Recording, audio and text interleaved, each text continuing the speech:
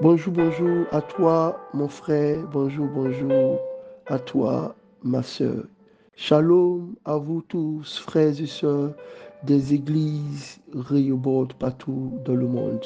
À vous tous connectés à cette plateforme, à vous tous fidèles auditeurs de ces portions de parole. Que la grâce de l'Éternel ne cesse de lui dans votre maison. Que tout ce qui est bénédiction, tout ce qui est provision divine vous soit accordée sans aucun délai, sans aucune limite par le Seigneur Jésus-Christ. Amen, amen, amen. Aujourd'hui, nous sommes le mercredi 24 juillet 2024 et permettez-moi de rappeler le thème de ce mois de juillet 2024 qui est viser l'excellence. Et depuis le début de cette semaine, nous sommes en train de parler du thème les fruits de l'excellence. Et chaque jour de cette semaine, il nous est donné de contempler, de voir et d'admirer l'excellent fruit de l'excellence. Le lundi, par la grâce de l'Éternel, nous avons parlé d'un des premiers fruits de l'excellence qui est l'honneur. Bien-aimés, ceux qui sont excellents sont toujours honorés. Même s'il y a des corruptions, même s'il y a des malversations, ceux qui sont excellents dans leur ouvrage sont toujours promus, sont toujours élevés. Par la grâce de l'Éternel, celui qui est excellent n'est jamais rabaissé et repoussé. L'excellence nous soulève, nous propulse et nous met à des postes de responsabilité. Je prie au nom de Jésus que l'excellence de Christ, l'excellence de la révélation de Christ, l'excellence de l'onction, de la grâce de Jésus-Christ, l'excellence de votre vie vous permette d'être honoré au milieu des hommes. Amen, amen, amen. Le mardi, donc hier, nous avons parlé d'un second fruit qui est la promotion. Bien-aimés, ceux qui sont excellents connaissent des promotions. Et je prie au nom de Jésus pour quelqu'un qui, dans son travail, est en quête de promotion. Que le Seigneur lui donne un esprit d'excellence, un travail assidu, une grâce extraordinaire pour qu'il puisse jouir du fruit de cette promotion. Tu étais peut-être adjoint, tu seras finalement le chef principal. Que la grâce de l'Éternel inonde tout le monde pour que la promotion soit donnée à chacun d'entre nous. Et aujourd'hui, le Seigneur fait la grâce de découvrir un fruit encore excellent de l'excellence qui est l'homme indispensable. Et pour cela, notre calendrier nous permet d'aller dans le livre de Genèse chapitre 41, les versets 38. Lisons ensemble ce que Genèse 41, verset 38 nous donne comme base pour cette méditation d'aujourd'hui. Il est écrit, et Pharaon dit à ses serviteurs, trouverions-nous un homme comme celui-ci, ayant en lui l'Esprit de Dieu? Trouverions-nous un homme comme celui-ci, ayant l'Esprit de Dieu? Amen. Pour le rappel et pour la petite histoire, c'est que Joseph était arrivé dans le palais de Pharaon. Et après avoir interprété un des songes de Pharaon, ce qui n'est pas suffisant, il a aussi donné non seulement une direction prophétique au songe de Pharaon, afin de répondre et afin de solutionner le problème qui sera en train de venir. Je veux ouvrir cette parenthèse pour vous, bien-aimés. Oui, nous recherchons à avoir des songes et des visions, mais ce n'est pas le but final.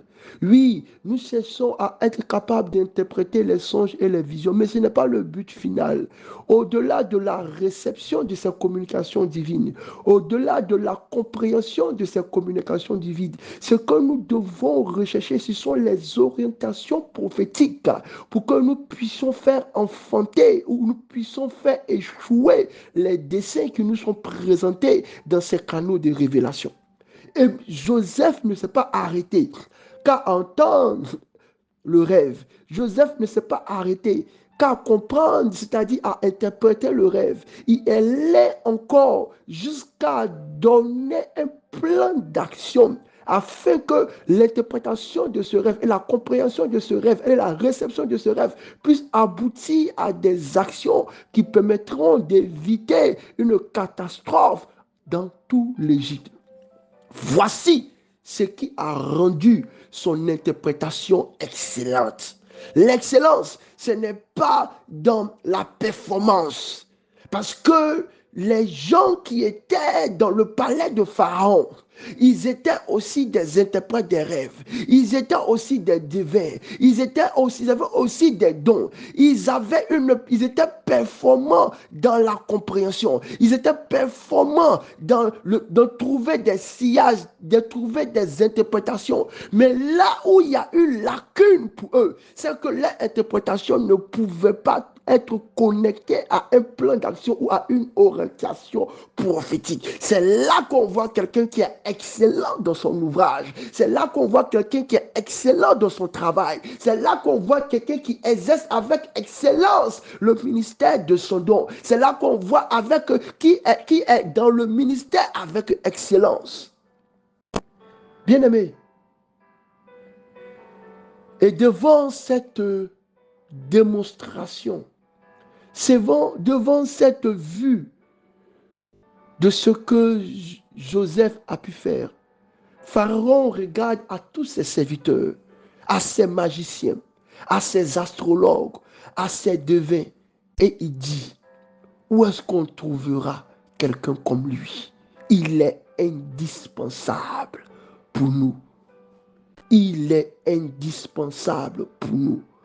Bien-aimés, si nous voulons être des personnes indispensables, il faut que nous devenions excellents dans ce que Dieu nous donne de faire. Il faut que nous cherchions l'excellence dans tout ce que nous disons, dans tout ce que nous faisons. Nos visions, notre travail du début à la fin doit toujours sentir le parfum de l'excellence. Et c'est ce qui arrive aujourd'hui.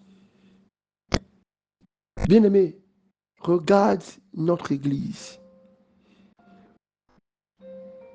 Décréter l'excellence n'est pas ce dont nous avons besoin. Mais vivre l'excellence, c'est ce que nous recherchons. C'est pourquoi il y a une très grande différence entre l'excellence et la performance. La performance, c'est dans le temps, c'est dans l'action. Pourtant, l'excellence, c'est dans la durée, dans la continuité, dans la persévérance. C'est pourquoi vous entendrez quand on dira, on a besoin d'aller évangéliser et qu'on doit le faire avec un esprit d'excellence. On sera trompé dès les premières heures, quand ce sera la performance que nous serons en train de rechercher. Les premières semaines, nous serons nombreux. Les premiers jours, nous serons galvanisés. Les premières heures, nous serons excités. Les premiers mois, nous serons en train de compter et de manifester, de crier les chiffres de conversion que nous avons. Mais vous verrez que tout ça n'est qu'un travail de quête de chiffres, de performance, et n'ont jamais été inspirés par l'excellence. Quand dans 2 mois, quand dans 1 an, quand dans 6 ans, on dira évangélisation, et qu'on se regardera de très loin.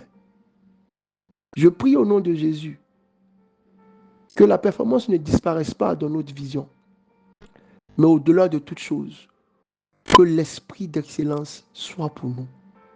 Bien-aimés, nous avons besoin d'un esprit d'excellence.